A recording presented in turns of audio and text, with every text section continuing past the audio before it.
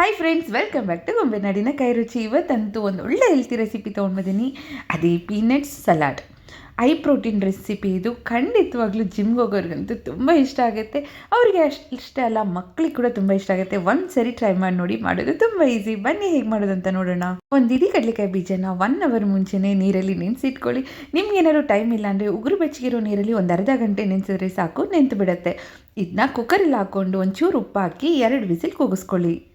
Mixing ಬೌಲಲ್ಲಿ ಸಣ್ಣ cut ಮಾಡಿರೋ ಅಂಥ ಸೌತೆಕಾಯಿ, ತುರಿದಿರೋ ಅಂಥ ಕ್ಯಾರೆಟು 1 ಚಿಕ್ಕ ತೊಗೊಂಡಿದ್ದೀನಿ, ಸ್ವಲ್ಪ ಈರುಳ್ಳಿ ಸಣ್ಣಗೆ ಹಚ್ಕೊಂಡಿರಬೇಕು, ಬೀಜ ತೆಗೆದಿರೋ ಅಂಥ ಟೊಮೆಟೊ 1 ಚಿಕ್ಕದು, ಉಪ್ಪಾಕಿ ಬೇಯಿಸಿರೋ ಅಂಥ ಕಡಲೆಕಾಯಿ ಬೀಜ ಹಾಕ್ಕೊತಾ ಇದ್ದೀನಿ, ಸ್ವಲ್ಪ ಕೊತ್ತಂಬರಿ ಸೊಪ್ಪು, 1 ಹಸಿಮೆಣಸಿನ್ಕಾಯಿ ಸಾಕಾಗುತ್ತೆ. ನಿಮ್ಗೆ ಏನಾದ್ರು ಖಾರ ಜಾಸ್ತಿ ತಿನ್ನೋದಾದರೆ ಇನ್ನೊಂದು ಸ್ವಲ್ಪ ಹಸಿಮೆಣಸಿನ್ಕಾಯಿನ ಹಾಕ್ಕೊಳ್ಳಿ.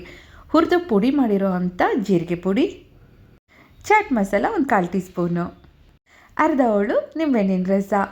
ಇದರಲ್ಲಿ ನಿಮಗೇನಾದರೂ ಇಷ್ಟ ಇದ್ದರೆ ಬೇಯಿಸಿರೋ ಅಂಥ ಸ್ವೀಟ್ ಕಾರ್ನ್ನ ಕೂಡ ಹಾಕೊಬೋದು, ಹಾಗೆ ದಾಳಿಂಬೆ ಹಣ್ಣು ಕೂಡ ಹಾಕೊಬೋದು. ಮಕ್ಕಳು ಕಾಲೇಜಿಂದ ಸ್ಕೂಲಿಂದ ಬಂದ ತಕ್ಷಣ ತಿನ್ನೋಕ್ಕೆ ಏನೋ ಒಂದು ಕೇಳ್ತಾ ಇರ್ತಾರೆ.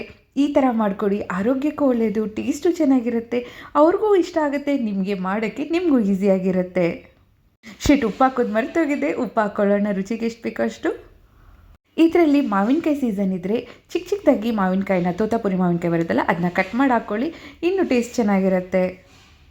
ಆವಾಗ ನಿಂಬೆಹಣ್ಣಿನ ರಸ ಹಾಕೋಕ್ಕೆ ಹೋಗಬೇಡಿ. ಇವಾಗ ಪೀನಟ್ ಸಲಾಡ್ ರೆಡಿಯಾಗಿದೆ, ಸರ್ವ್ ಮಾಡೋಣ ಬನ್ನಿ.